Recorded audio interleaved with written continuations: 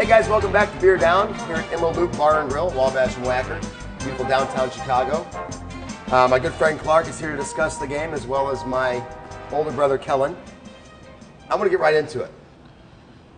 QB situation, what's going on? Oh my God, it's horrible, man. I mean, what do we do? Glennon is supposed to be here. He's supposed to be a bridge quarterback till Mitch is ready, and he can't even do that job well. The guy's a joke. He just needs to stop. Just get out of the game. Don't make stupid decisions. Stop making bad throws. Just go in there, protect the football. You can't do that. You know, 3 turnovers. It's. I agree, and there it is. The turnovers. That's the biggest difference between last week and this week. Last week we were in the game with the Atlanta Falcons, the defending NFC champions, right? Yep. Stayed in the game the whole time because he did what he was brought here to do. That game gave us hope. We had hope going into this Manage the game. Manage the game. Don't turn it over. And what, 3 first-half turnovers from him alone? Is it fair to put in Trubisky with the team that we have? I mean, I don't know. I want to see him. I think everybody in Bears Nation wants to see the kid out there. But with the garbage around him right now, throwing him to the wolves, man. You're just throwing him to get fed to the wolves. It's almost not fair. Based on last week's Glennon's performance last week against the Falcons, I was thinking maybe week 6 we might be seeing Trubisky because it wasn't that great. Yeah. Based on yesterday's game, I'm thinking by week 4 we might be seeing him. Like, I feel sorry for him. Get the kid out there. I know there's nobody to throw to. There's no offensive line right now. I mean, yeah. Well, that brings up my next point. Look at the injuries we're suffering right now as a whole.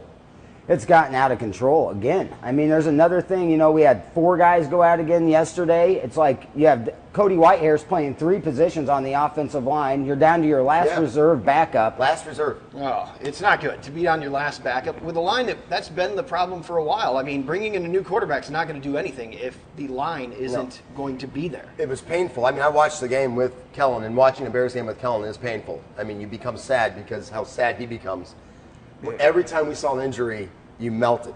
Yeah. You just know it's over. I mean, these guys keep dropping like flies year after year after year. Now that John Fox has been our coach, it has just been horrendous with the injuries. And defensive injuries, Freeman going down last week, that really hurts bad there. Horrible. It kills us. But then you lose Nick, But too. when your defense is on the field that long, to get tired and you tear a pec when you're reaching to make a play and you're not aware of what's going on, you're on the field too long. That's why I think they got a lot of their penalties yesterday. When Hicks went Exhaustion. down, Hicks went down, I was very my heart melted.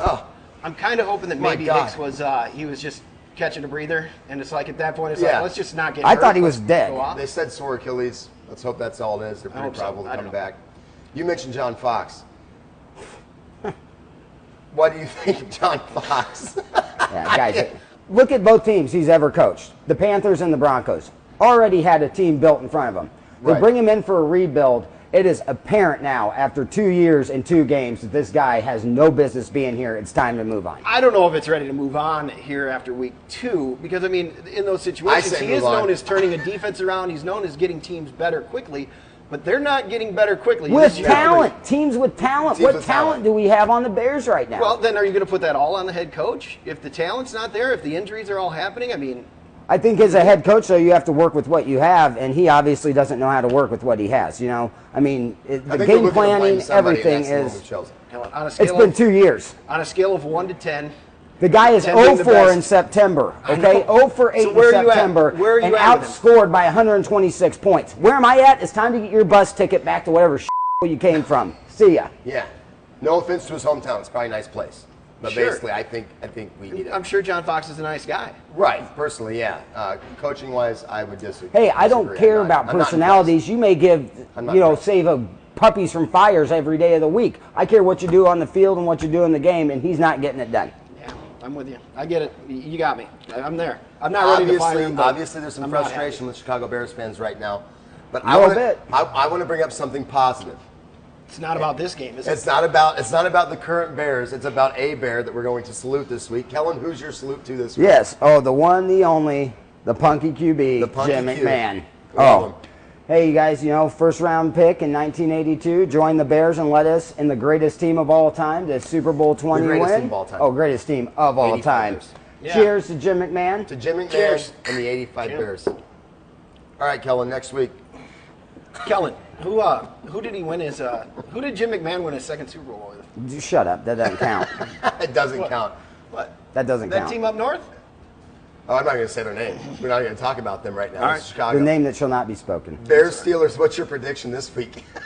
Because last week you had a lot more confidence. Well, I'm still riding the Bears, man. Hey, we bounced back. We bounced back from a miserable loss. Big Ben doesn't hit midnight. We take him down. He's horrible on the road. Bears are going to win. Big Ben doesn't hit midnight. What are you talking about? That's a play on words. That was a play on words. All right, I kind of enjoyed it. I'm taking the Steelers. I have to take the Steelers because so far I'm pretty good on my picks, and I'm going to go with the Steelers. Again. Unfortunately, just because of what we saw yesterday, and there's a lot of talent on that Steelers team. I still believe. You do still believe. Do you believe is the question, guys? If you want to find out what happens next week, tune in again, okay?